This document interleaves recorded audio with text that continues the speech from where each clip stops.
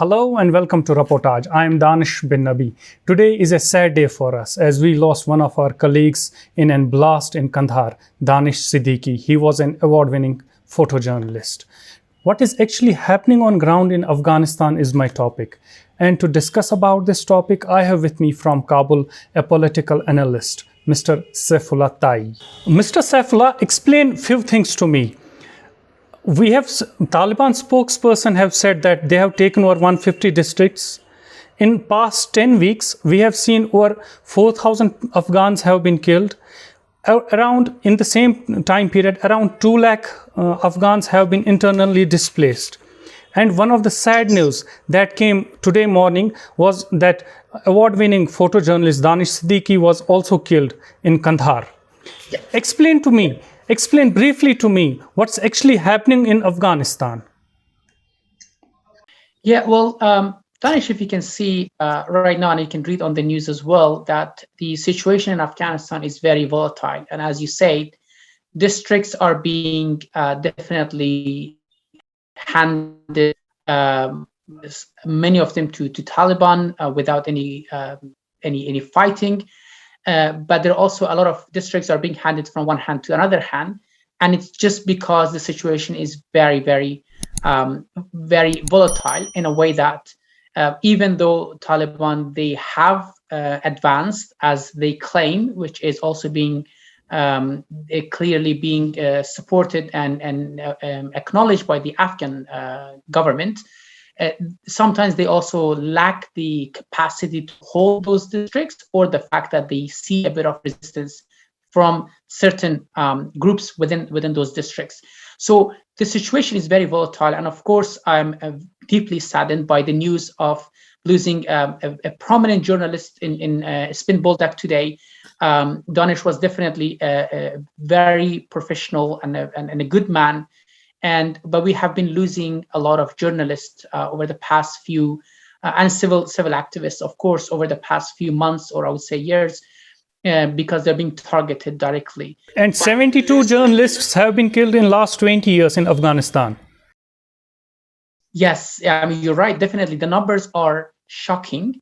The fact that Afghanistan is definitely one of the most unsafe place for journalists as well. But as you can see right now, the situation in Afghanistan and the fact that we see a lot of news coming from different districts in Afghanistan, the Taliban are committing heinous crimes, that they are definitely categorically, they are war crimes, they are genocides, they are crimes against humanity in most parts of the country. But then, of course, the group at the same time, they are blaming these to be on Daesh, and they say that they are not committing these crimes. So it seems like the Taliban also, they are not very sure about, although they have been always centralized, I think at this stage, they're trying to also portray a more, a different image, of course. And that's very, very disturbing, because you know what to trust of what comes out of these delegations that they send to different countries. Mr. Safiullah, explain this to me. If Taliban are ruthless, if they are committing crimes against humanity, why isn't Afghan forces able to stop them? Yeah, you see, I think the issue of the Afghan forces right now, they're fighting different battlegrounds, I would say. And for me, someone who has studied securitization in Afghanistan, I think we need to look at how the Afghan army is actually structured. And I think mostly we can see that the financial resources are one component of the Afghan army, of course. The second part is that the Afghan army has always had that kind of confidence and assurance that if things get hard, the Americans and the international community will be there to support them. Unfortunately, I feel that these days, more than just not being equipped enough, the Afghan army is losing the confidence to actually fight the Taliban. And at the same time, they don't have the confidence that if they are being cornered in a place, just like happened last week with 20 commandos that they were all being killed, and I think some of the footages is out there. That's what's happening with the Afghan army. It's not that they are not able to fight. I think it's just mainly they lost the confidence that they will have the backing of their peers and of course the international community. One of the leading think tanks in India, Observer Research Foundation, in its July 13th report titled, "Were the Afghan Defense Forces ever prepared to protect Afghanistan?" The report goes on to say that Afghan soldiers remain unpaid for months and still do, had to make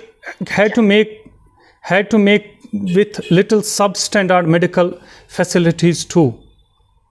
Is US responsible for this abyssal forces, Afghan forces? I think so. I think, but here's the thing: the issue of the Afghan forces not being equipped enough, it goes back to the structural corruptions that exist, including in the Afghan army.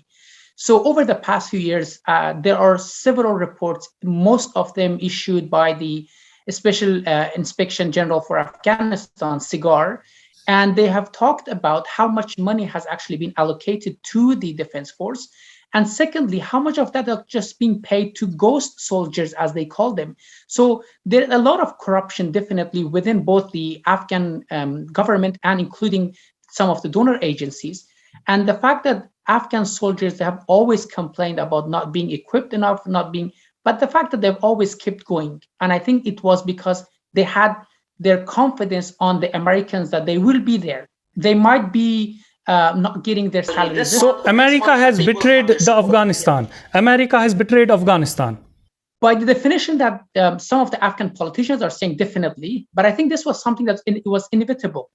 We should have thought, we as Afghans, we should have foresee a future without the Americans.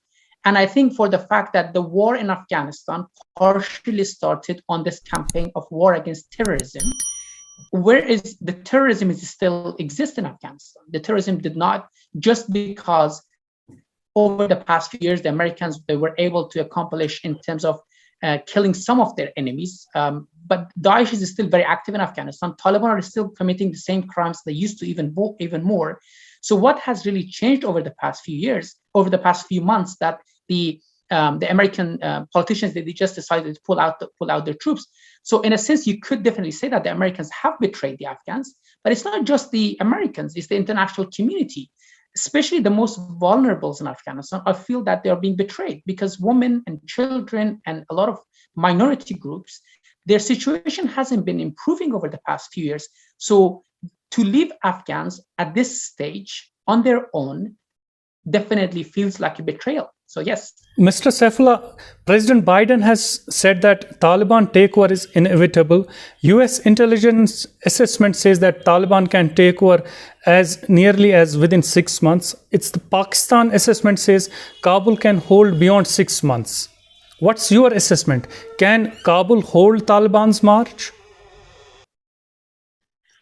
Well, I think that here's the situation, I think, is in Afghanistan. We are just talking about not about Taliban's advancement, but also sustaining those advancements. Taliban, they were able to control over 80% of the country. But if the situation somehow turns against, they also managed to lose very quickly. And that, as that it happened in 2001, Taliban were not able to hold their grounds. In less than a few months, they had to retreat back to the mountains and going back to the eastern provinces. So the fact that, yes, Taliban might be able to take over more and more parts of the country, sustaining that will be a big challenge. And I think right now, Taliban, they understand that. They are very well aware of the fact that they can control, but they can't sustain it. But at this point, since the negotiations are still going on, it does feel like for the Taliban, the most important thing is that to increase their leverage at these negotiations. So it's not just the Taliban, it's their supporters, whether it's domestic and internationals, cross borders, whoever they are. It's just all about increasing your leverage. And you know that in the negotiations, the more ground you hold definitely will give you more power. Mr. Safiullah, let me come back to this report, July 13th report. It says Afghan forces have poor discipline, have tendency to use cannabis and opium, even while on patrol in hostile areas, have tendencies to habitually loot equipment supplied by the Pentagon, to set up their own private checkpoints so that they can loot and extort money from the locals. As I mentioned before, I feel the structural issues within both the Afghan forces, and including the Afghan administration, the idea of corruption still remains. And this was something that was not addressed over the past 20 years. The amount of foreign assistance to Afghanistan definitely does not translate the level of development in the country. And we know that one of the main problems that have sustained and even increased in Afghanistan over the past 2 decades has been the idea of corruption. And that is definitely, given the fact that over half of aid to Afghanistan was directly towards the security in Afghanistan, and that is excluding all the securitization of aid in Afghanistan. So we know that there was a lot of money in the aid sector, in the security sector, hence more corruption. Mr. Safiullah, tell me this, explain this to me. Hypothetically, let's assume a Taliban takes over Afghanistan, the entire country. Do you think they would engage with other political parties for a political negotiation? In other words, I mean to say that is 90s Taliban different than what they are today? Well, we definitely see that there, in terms of the lexicon and the language that they are using, that they're different. But in reality, I think my short answer is that the Taliban haven't really changed much. And that is being displayed in the areas that they're controlling. Definitely, they have the same rules and regulations that you have before. They might be using now more technologies in terms of surveillance that they have, in terms of monitoring of people, and of course, in terms of disseminating their propaganda. Definitely, that is something that if it has changed, it is not really for the better, I would say. The idea is that if the Taliban manage to just keep moving on with their on-the-ground victory, the idea of them actually settling for negotiations, it becomes more and more difficult.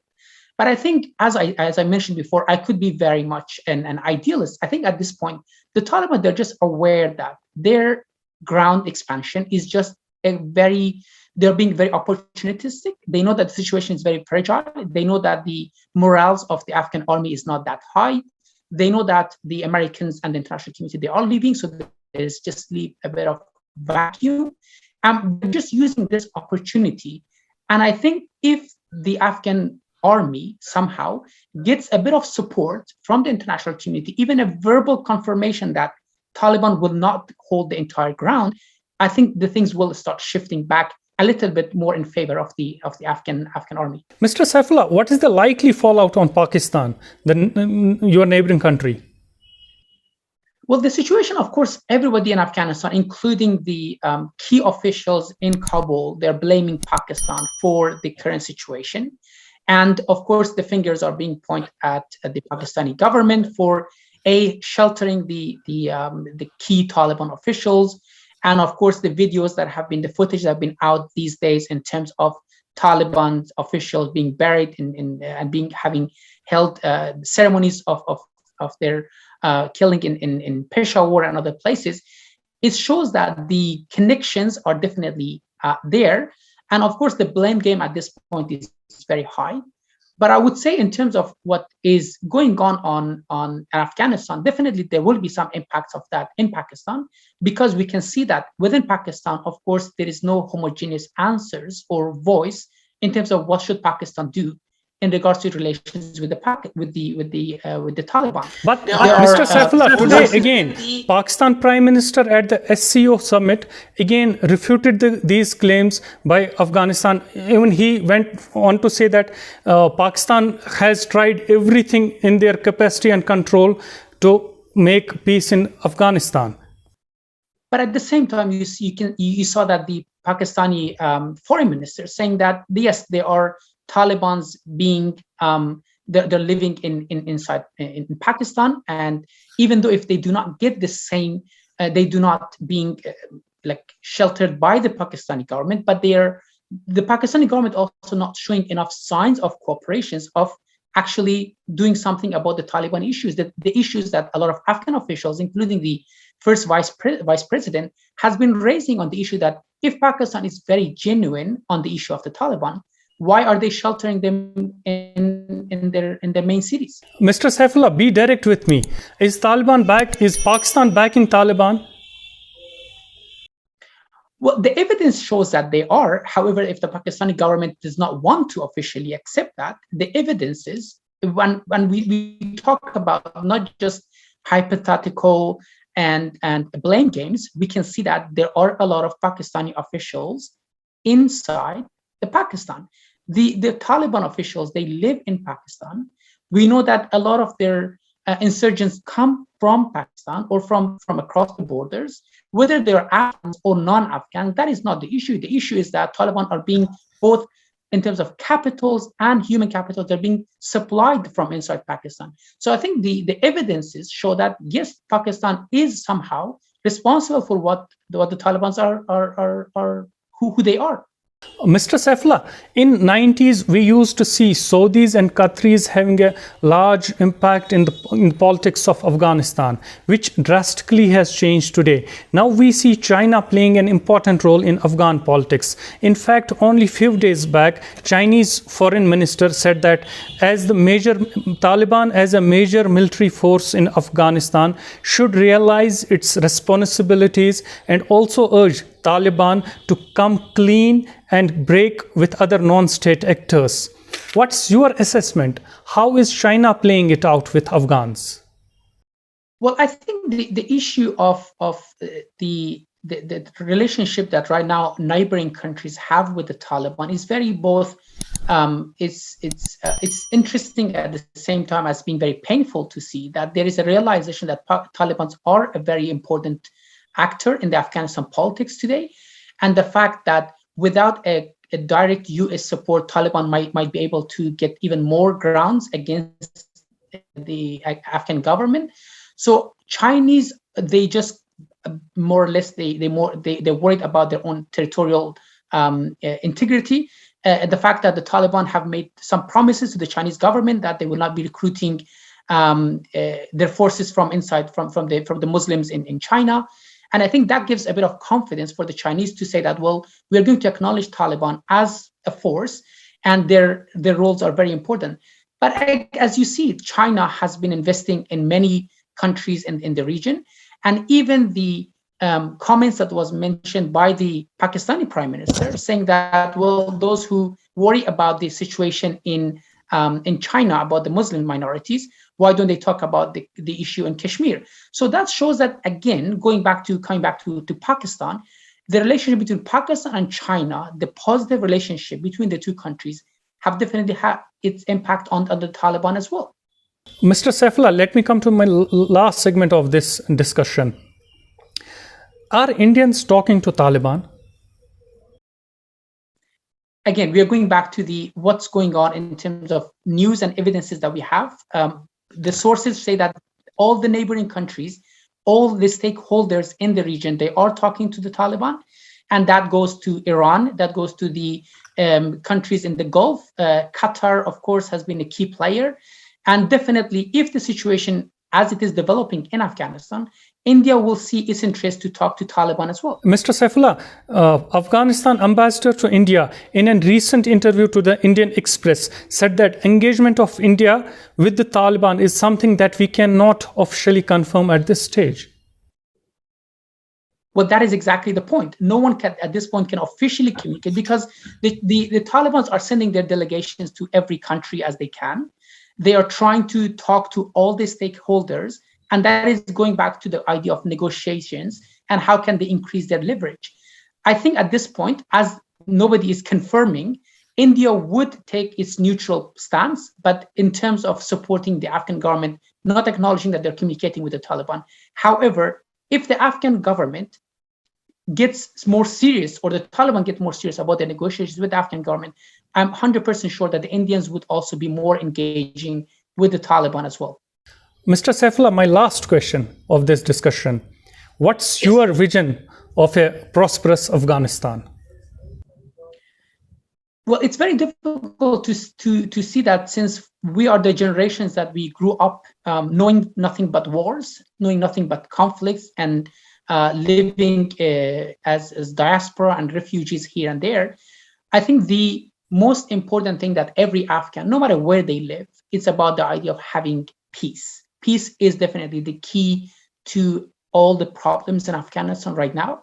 And we're not talking about just abstract peace, the things that have been said over the past 20 years, because Afghanistan really did not have the peace. And hence, if some of the Afghans today, going back to your first question, feel that they're betrayed by the United States, is because really they don't feel that they have lived in peace.